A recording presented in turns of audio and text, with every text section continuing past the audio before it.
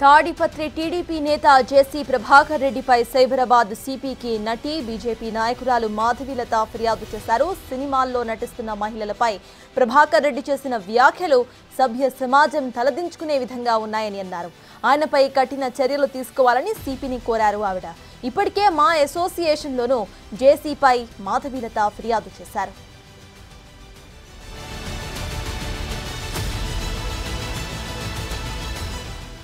న్యాయం జరిగేంత వరకు వదిలేది లేదంటున్న మాధవీలతతో మా ప్రతినిధి Sujatha face to face. Prabhakar Reddy చేసినటువంటి వ్యాఖ్యల మీద ప్రస్తుతం సైబరాబాద్ సిపికి కంప్లైంట్ ఇచ్చారు మాధవీలత. చెప్పండి, అసలుకి ఈరోజు సిపి గారిని కలిసాక ఏమని కంప్లైంట్ చేశారు? కంప్లైంట్ అంటే జేసీ ప్రభాకర్ రెడ్డి గారు ఎగ్జాక్ట్గా ఎలాంటి పదాలు యూజ్ చేశారు వాటిని మాత్రమే మెన్షన్ చేయడం జరిగింది. సో కొత్త వర్డ్ అయితే అస్సలు ఏం మెన్షన్ చేయలేదు. దాని తర్వాత సోషల్ మీడియాలో నాకు వస్తున్న థ్రెటన్స్, వాళ్ళు యూజ్ చేస్తున్న భాష అండ్ వాటిని దానివల్ల నా పేరెంట్స్ ఎలా సఫర్ అయ్యారు, నేను సైకలాజికల్గా ఒక 15 days నుంచి ఎంత ట్రోమా ఫేస్ చేస్తున్నాను, స్లీప్లెస్ నైట్స్, వీటిని మాత్రమే మెన్షన్ చేసి నాకు ఒక ఉమెన్ డిగ్నిటీని ఆయన భంగపరిచారు. కాబట్టి దానికి సంబంధించి నాకు సేఫ్టీ సెక్యూరిటీ కావాలని కమిషన్ కంప్లైంట్ ఇవ్వడం జరిగింది. ఎన్నో చోట్ల 31st నైట్ అనేది ఈవెంట్స్ జరుగుతూ ఉంటాయి. ప్రతి ఒక్కరు కూడా, మహిళలు కూడా ప్రైవేట్గా వెళ్ళడం, వాళ్ళు పార్టీలో పార్టిసిపేట్ చేయడం, కొంచెం రిలాక్స్ కోసం వెళ్తూ ఉంటారు. సో దాన్ని తప్పుపట్టే విధంగా మీరు చేశారు వ్యాఖ్యలు మహిళలకు వెళ్ళినటువంటి పార్టీని ఉద్దేశించి అంటున్నారు. ఎంతవరకు వాస్తవం? అది కూడా పబ్లిక్ వీడియో ఇప్పటికీ నా ఇన్స్టాగ్రామ్లో ఉంది. నేనైతే డిలీట్ చేయలేదు.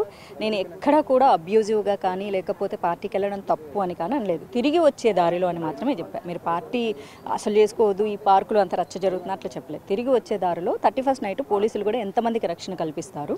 సో కాబట్టి మీరు జాగ్రత్తగా సేఫ్గా మీ కమ్యూనిటీలు చేసుకుంటే బాగుంటుందని ఎప్పట్లాగే ఒక అవేర్నెస్ వీడియో చేశా. కానీ అది ఇంత రచ్చ చేస్తారు, ఇంత బూతులు తిడతారని నేను కళ్ళు కూడా ఊహించుకోలేదు. ఎందుకు పర్టికులర్గా జేసీ ప్రభాకర్ రెడ్డిని మెన్షన్ చేస్తూ అదే పార్టీకి సంబంధించి ఎందుకు వీడియో చేయాల్సి వచ్చిందంటే, ఒకవైపు మీ ప్రాపర్ అక్కడ కాదు అని చెప్పేసి కామెంట్స్ వస్తున్నాయి, మరోవైపు మీ నియోజకవర్గం కాదు, అసలు మీకు ఎలాంటి సంబంధం లేదు, ఎందుకు పర్టికులర్గా మెన్షన్ చేయాల్సిన అవసరం వచ్చింది? ఓకే అమ్మా, ఇజ్రాయెల్ పాలస్తీనా కొట్లాడుకుంటే భారతీయులు ఎందుకు న్యూస్ వేసుకుంటున్నారు? అసలు హక్కులు లేవు కదా.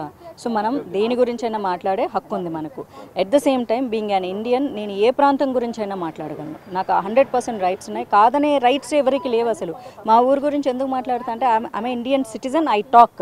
నేను చాలా రెస్పాన్సిబుల్గా మాట్లాడతాను. ఎందుకంటే మీరు హైదరాబాద్లో ఉండే మీరు ఉమెన్ కాకుండా పోరు, తాడిపత్రిలో అంటే వాళ్ళు ఉమెన్ కాకుండా, women is a women everywhere, she is a women, she has her own dignity and తనకు సేఫ్టీ కావాలి అంతే. మీరు మాట్లాడింది పార్టీ నాయకురాలుగా మాట్లాడారా, లేకపోతే ఒక ఉమెన్గా ఉమెన్స్ సేఫ్టీ గురించి మాట్లాడారా? ఆ రోజు నేను ఎప్పట్లాగే మామూలుగా 2 వీడియోలు చేశాను. తాడిపత్రి దాని గురించి ఒకటి చేశా.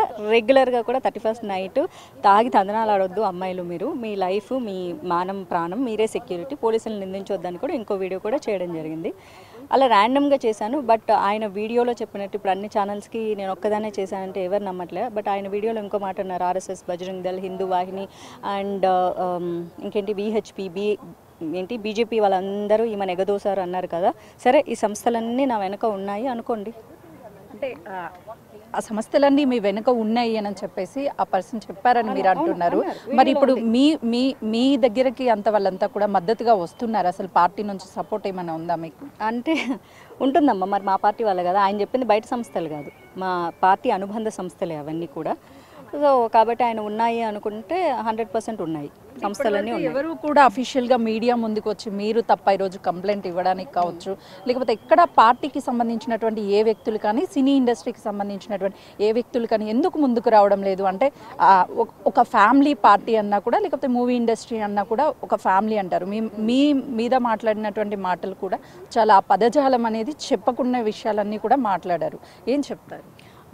మా అసోసియేషన్కి కంప్లైంట్ ఇవ్వకుండా అన్న ప్రతి ఒక్కరి దగ్గరికి డోర్ కొట్టి అయితే వాళ్ళు మాట్లాడారు. కంప్లైంట్ ఇస్తే స్పందిస్తారు. మొన్న నేను కంప్లైంట్ ఇచ్చాను, వాళ్ళు స్పందించారు. నేను అడిగింది స్పందించమని, ఖండెం చేయమని అడిగాను, వాళ్ళు కండెమ్ చేశారు అంతే. ఎందుకంటే వాళ్ళకి అది కరెక్ట్గా అనిపించింది. కరెక్ట్ అనిపించకపోతే నిజంగా అందరూ అనుకున్నట్లు మాధవీలతను సినిమా ఇండస్ట్రీ వదిలేసినట్టు నువ్వు ఎవరో మాకు తెలియదు అనేవాళ్ళు కదా. అలా అనకుండా ఖచ్చితంగా వాళ్ళు కండెమ్ చేశారు అంటే సినిమా అమ్మాయిలను అనకూడదనే బాధ్యత తీసుకున్నారు కాబట్టి వాళ్ళ నోటీస్ తీసుకెళ్ళడం వల్ల స్పందించారు. ఇకపోతే మా పార్టీ వాళ్ళు అంటారా, మీరు ఇప్పుడే కాదు ఎప్పుడు చూసినా వాళ్ళు బ్యాక్ ఎండ్లోనే ఉంటారు తప్ప వాళ్ళు ఫ్రంట్కి రారు. Front you fight, we will be there for you అని చెప్తారు. ఇప్పుడు మీ కరెక్ట్గా మీకు ఇచ్చేటప్పుడు కూడా ఒక ఫోన్ వచ్చింది, అది మీరు అనుకున్న మా వివిధ క్షేత్రాల నుంచే ఫోన్ వచ్చింది, అయిందా పని అని. అంటే ఎందుకు అసలుకి ఒక వాడకూడనటువంటి మాటలు వాడుతూ జేసీ ప్రభాకర్ రెడ్డి ఎందుకు వీడియో తీయాల్సి వచ్చింది? అది సోషల్ మీడియాలో కావచ్చు, అదేవిధంగా కొన్ని ప్లాట్ఫామ్లో వైరల్ అయ్యింది. ఆ తర్వాత మళ్ళీ తను క్షమాపణ కూడా చెప్పాడు. అంటే అసలు మీ ఇద్దరి మధ్య ఏదైనా సరే రాజకీయంగా ఏదైనా ఉండడం కానీ, లేదు అని అంటే ఆ ఊరికి సంబంధించి మీరు గతంలో షూట్ కూడా తీశారు, అక్కడ ఏయో కొన్ని వివాదాలు కూడా ఏర్పడ్డాయి అంటున్నారు, వాస్తవమేనా? షూటింగ్ జరిగింది 2017లో అమ్మ. అప్పుడు నేను ఏ పార్టీలో కూడా లేను. నేను 2018లో బీజేపీలో జాయిన్ అయ్యాను. కాబట్టి రాజకీయాలకు కానీ గొడవలకు కానీ తావే లేదు. ఆయన మొహం కూడా నన్ను ఆ బూతులు మాట్లాడినప్పుడే చూసా. ఎవరైనా అని కూడా అడిగా. అప్పుడు పేరు చెప్పారు. అంతవరకు ఆయన ఫేస్ కానీ పేరు కానీ తెలియదు. అండ్ నేను ఇంత ధైర్యంగా కంప్లైంట్ ఇవ్వడానికి వచ్చినప్పుడు అవును గొడవలు ఉన్నాయని ఖచ్చితంగా చెప్తాను నేను. అందులో అసలు నాకు భయమే లేదు. అవునమ్మా ఇంతకుముందు గొడవలు జరిగినాయి, ఆయన పర్మిషన్ అలాంటిది ఏమీ జరగలేదు. It's highly impossible. I'm Brave enough to speak. ఓకేనా? అటు క్షమాపణ కూడా చెప్పడము, సరే నా పెద్ద వయసు నాకు తెలియకుండా ఏదో ఫ్లోలో అనేసాను అని చెప్తున్నారు. అవన్నీ వెనక్కి తీసుకుంటా అంటున్నారు. మీరు కంప్లైంట్స్ అన్ని కూడా వెనక్కి తీసుకోవడానికి సిద్ధంగా ఉన్నారా? లేదమ్మా, నేనైతే వెనక్కి తీసుకునే ఉద్దేశమే ఉంటే అది నేను అసలు క్షమాపణ కూడా ఎక్స్పెక్ట్ చేయలేదు టు బీ ఆనెస్ట్లీ. అది మా పార్టీ వాళ్ళు తీసుకెళ్ళడం, చంద్రబాబు నాయుడు గారి దృష్టికి తీసుకెళ్ళడం జరిగింది వెరీ నెక్స్ట్ డే. ఆ తర్వాత వితిన్ 2 డేస్లో మేబీ అందుకే క్షమాపణ చెప్పింటారు, బికాస్ అలయన్స్ పార్టీలో ఉండడం వల్ల. సో బీజేపీ నా వెనక లేదు అంటే దట్స్ అబ్జల్యూట్లీ రాంగ్. వెనకే ఉన్నారు వాళ్ళు యాక్చువల్లీ చెప్పాలి అంటే. అందుకే క్షమాపణ చెప్పారు. కానీ బట్ ఆ క్షమాపణ చెప్పిన విధానం ఫస్ట్ ఆఫ్ ఆల్ నేను ఎక్స్పెక్ట్ చేయలేదు. చెప్పిన విధానం కూడా వాళ్ళు ఏదో మళ్ళీ బతుకుదేర కోసం చేస్తూ ఉంటారు అని అనకూడదని మళ్ళీ సేమ్ థింగ్ని ఆయన కన్ఫైన్ చేశారు కదా. సో పబ్లిక్ లీడర్ ఇక్కడ మీరు గుర్తుపెట్టుకోవాల్సింది ఏంటంటే, ఒక పాలిటీషియను ఇంకొక ఫీమేల్ పాలిటీషియన్ని లేకపోతే ఒక సాధారణ అమ్మాయిని కూడా అనకూడదు. అది చూసి వాళ్ళ ఫాలోవర్స్ ఈరోజు రైట్ అంటున్నారు. ఆ రైట్ అనే రైట్ ఎవరికీ లేదు. అది ఉండకూడదు అన్న దానికోసం మాత్రమే నా కోసం నేను ఫైట్ చేస్తున్నాను. అంటే ఇప్పుడు అతను ఒక పార్టీకి సంబంధించినటువంటి వ్యక్తి కూడా కాబట్టి ఆ పార్టీ ఏదైనా సరే చర్యలు తీసుకోవాలని మీరు ఏమైనా ఎక్స్పెక్ట్ చేస్తున్నారా? ఫైనల్లీ మీరు సార్తో మాట్లాడినప్పుడు సిపి గారు ఏం చెప్పారు మీకు? దీన్ని మళ్ళీ ఎఫ్ఐఆర్ చేయమని చెప్పారు. బ్యాక్ సైడ్ మన సైబర్ ఏసీపీ గారికి చెప్పి కంప్లైంట్ ఫైల్ చేసిన తర్వాత then will look after this అని చెప్పారు. సో పాసిబుల్ జస్టిస్ చేయడానికి డెఫినెట్గా ట్రై చేస్తామని కూడా చెప్పారు. అది సిపి గారు చెప్పారు. పార్టీ నుంచి సపోర్ట్ 100% ఉందమ్మా. అండ్ చర్యలు అంటే చంద్రబాబు నాయుడు గారు, పవన్ కళ్యాణ్ గారు, అనిత గారు రీసెంట్గానే మంత్ బ్యాక్ మీరు చూసుకుంటే అన్ని ఛానల్స్లో వచ్చింది, మీ ఛానల్లో కూడా వచ్చింది.